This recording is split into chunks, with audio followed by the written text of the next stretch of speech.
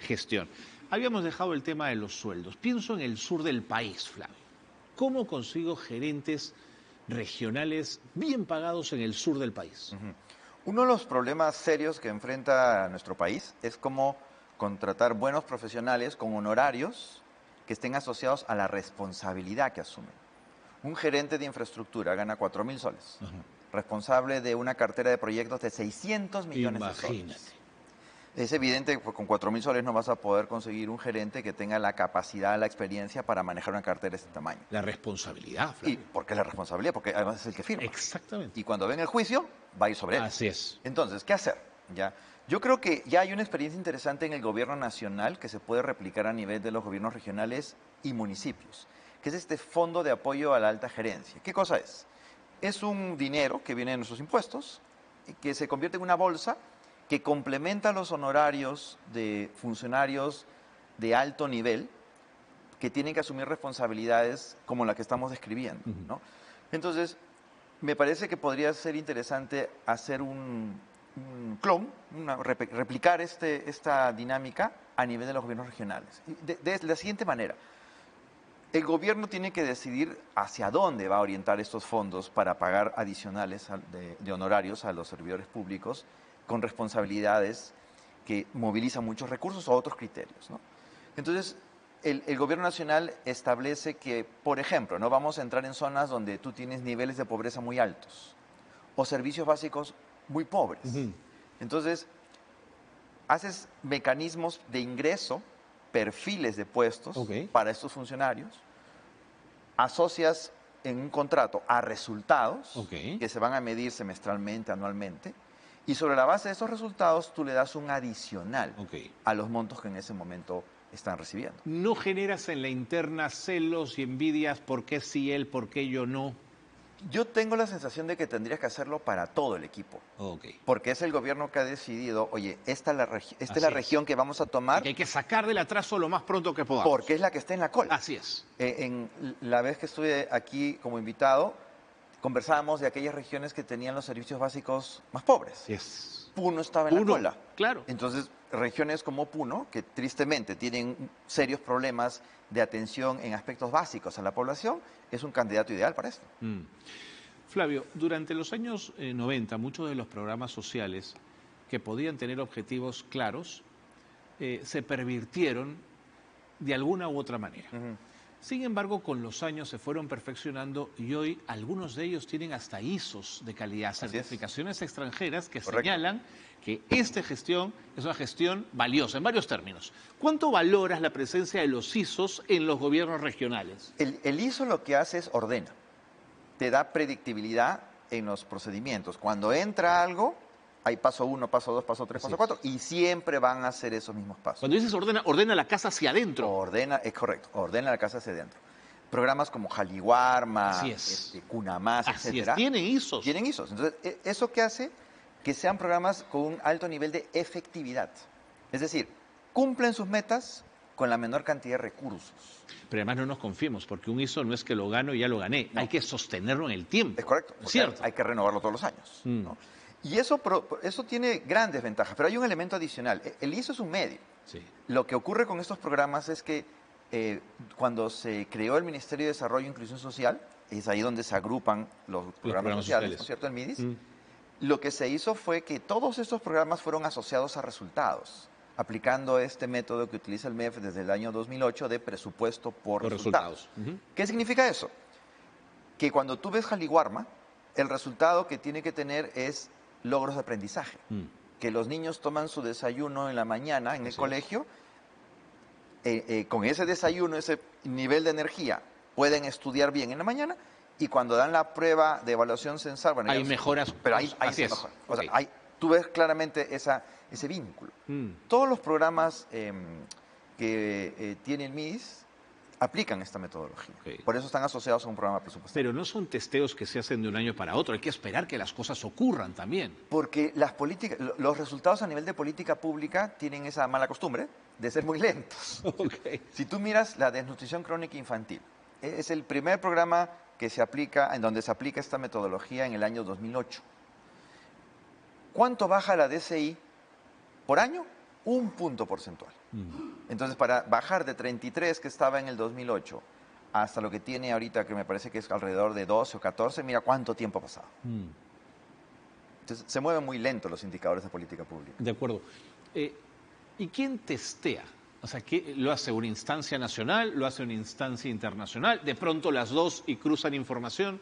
Las multilaterales tienen esta práctica, ¿no? de hacer evaluaciones de impacto, le llaman, ¿no? Sí, Para ver efectivamente claro. qué efecto tuvieron estas acciones, porque mucho de esto viene con plata, préstamos de las multilaterales. Y de la cooperación internacional, claro. Es correcto. El otro actor que desarrolla esto es el Ministerio de Economía y Finanzas, porque es ahí donde están alojados en la Dirección Nacional de Presupuesto Público los programas presupuestales. El otro actor que lo hace también es la presidencia del Consejo de Ministros, ¿no? Durante la administración de PPK se creó esta unidad de entregables, en inglés le llaman el Delivery Unit, es una figura que tomamos del gobierno inglés, que con el tiempo se ha distorsionado, pero el propósito era ver que los servicios que entregaba el Estado, aquellos que estaban priorizados, efectivamente estaban logrando el efecto esperado. Ahora, ¿cuál es el escenario ideal? ¿Qué es lo que nos dice la experiencia internacional? Nosotros deberíamos aspirar a lograr implantar en el Estado peruano lo que se llama un centro de gobierno. Un centro de gobierno es una organización que lo que hace es ayuda al presidente o la presidenta de la República a definir cuáles son las prioridades nacionales y habiendo definido esas prioridades nacionales se encarga de verificar que esa decisión se traduzca en acción a partir de una articulación dentro del propio Estado, a nivel del gobierno nacional, regional y local, para que los servicios que se prestan estén orientados a lograr ese resultado. ¿Y eso no lo podría hacer el CEPLAN? No, porque el CEPLAN es un organismo de planeamiento, no es un organismo de supervisar la ejecución. Entiendo. Entonces, en realidad lo que nosotros tenemos ahora, y es una recomendación que hizo la misión de la OCDE, que vino a nuestro país hace algunos años, y es lo que ha permitido que nosotros ingresemos a la OCDE, estamos por ingresar a la OCDE, es que la PCM se pueda convertir en una entidad que sea un centro de gobierno, ¿no? Lo que pasa es que la PCM está muy cargada, tiene varias cosas encima, ¿no? Entonces habría que tener una institucionalidad un poco distinta. ¿Crees que en el tiempo Servir perdió impulso en sus objetivos de colocar gerentes? Probablemente el programa más exitoso que ha tenido Servir es el de gerentes públicos, ¿no? Y sí, efectivamente, con el tiempo,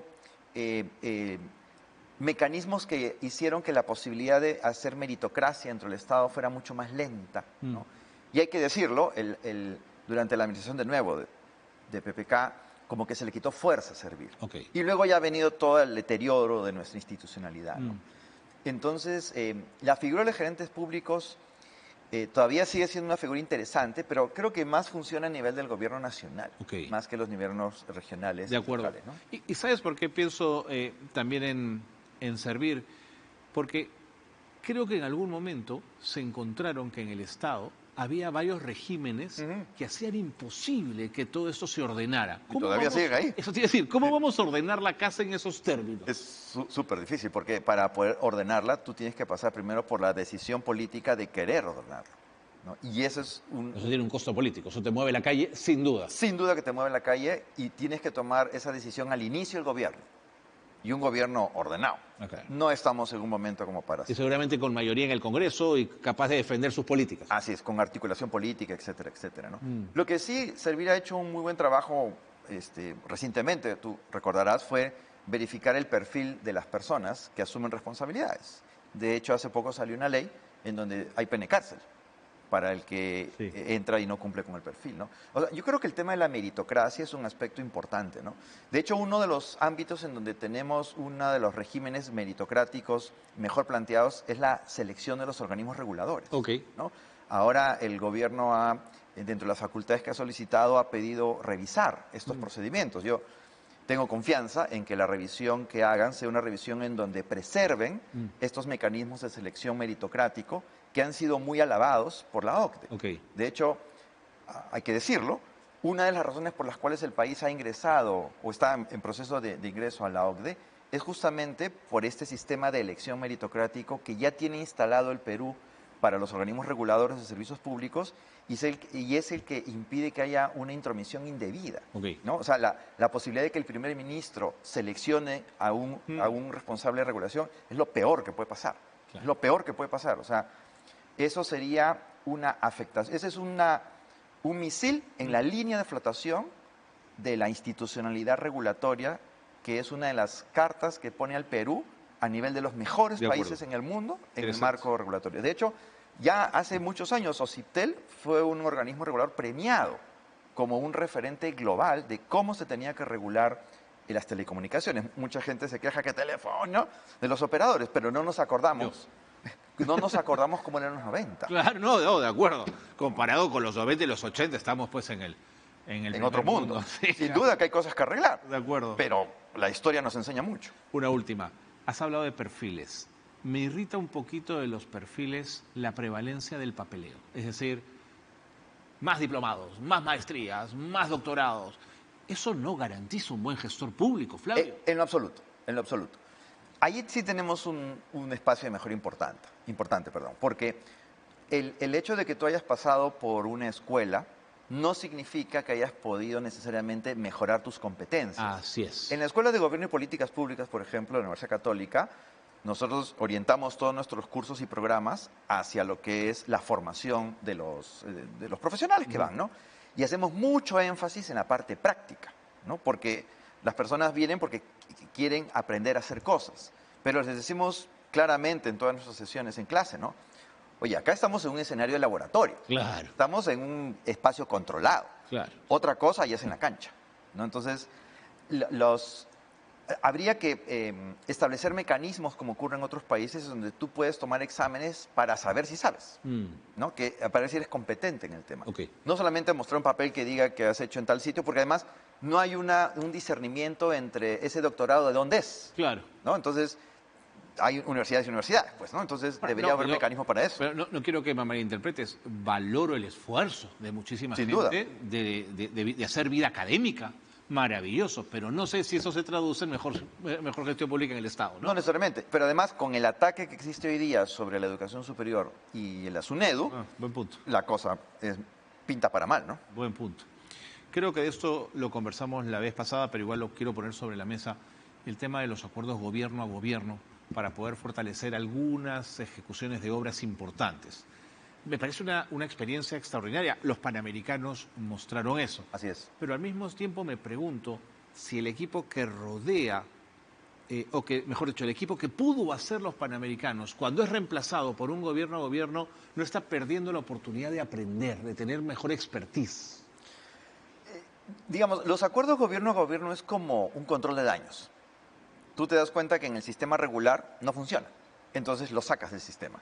Que eso fue lo que pasó con los panamericanos, claro. ¿No es cierto? Tú tenías un equipo que tenía prácticamente cancha libre. Así es. Para hacerlo todo, claro, obviamente la Contraloría estaba, pero tenía prácticamente cancha libre para hacerlo todo. Contraloría concurrente. Es correcto. Lo cual dinamizó los procesos, ¿no? Pero aplicaron otras técnicas que no se suelen aplicar dentro del Estado peruano, ¿no es cierto? Sí. Esta mirada de tratar de... voy a decirlo de esta manera. El Estado peruano y el planeamiento en nuestro país es un planeamiento que le da mucho peso al papel, sí, al diseño en el papel. Sí, señor. Y no dice absolutamente nada sobre la implementación. El hacer un planeamiento en un papel es un desafío, pero es otro negocio implementar. No, de acuerdo. Sobre implementación prácticamente hay cero orientación desde el gobierno nacional sobre cómo hacerlo. Los panamericanos, el know-how que adquirieron fue justamente para la implementación. Lo que trajeron los ingleses que participaron fue el tema de implementación. Por supuesto. Que eso es algo que nosotros no tenemos en lo absoluto desarrollado. Claro. Y si me permites el comercial, en la Escuela de Gobierno lo hacemos en nuestros programas. Te lo permito, Flavio. Muchas gracias por haber estado con nosotros. Gracias por habernos acompañado esta noche, Flavio. Muy interesante. Flavio Aucejo ha estado con nosotros, especialista en políticas públicas y en gestión pública de la Escuela de Política y Gobierno de la Pontificia Universidad Católica del Perú. Con él nos tenemos que despedir, el tiempo ha volado. Gracias a todos por ser parte de Arrimanchic. Buenas noches.